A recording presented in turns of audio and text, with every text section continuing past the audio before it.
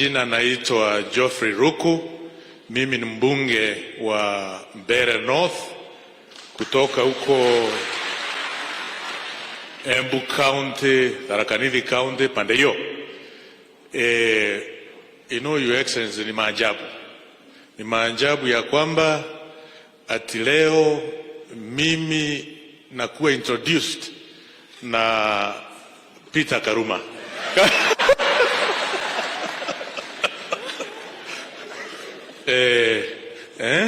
Kama mmoja wa wale wako katika broad-based government. Your Excellency, we thank you most sincerely for the leadership which you have shown to the Republic of Kenya, uniting this nation, ensuring that we have one indivisible nation.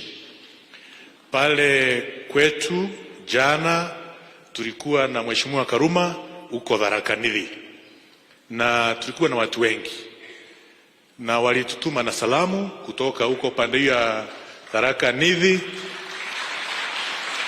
wakatuelezea kwamba tukiona rais tukusalimu sana na tukuambie asante mingi kwa ile amani na utulifu umeleta katika pande hiyo ya Kenya, na kwamba tuko nyuma yako rais, na tutakuunga mkono kwa maneno yote yale ambao unatuongoza na unaongoza jamii na taifa letu la Kenya. Kuna changamoto kidogo kidogo ambao tunajua wewe na serikali yako utaweza kufanya solution.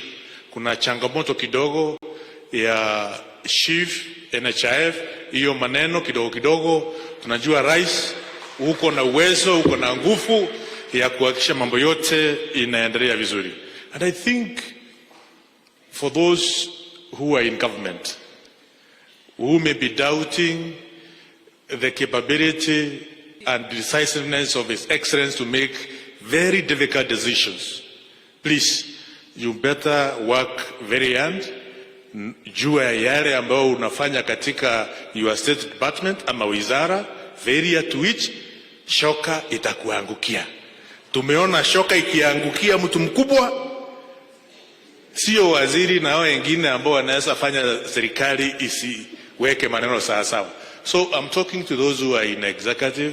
Please, we have an opportunity to do what is right for the people of the Republic of Kenya. And we know the President is determined to change this nation for the betterment of the future generation. We thank you, Your Excellency, most sincerely, and we pray for you. Thank you.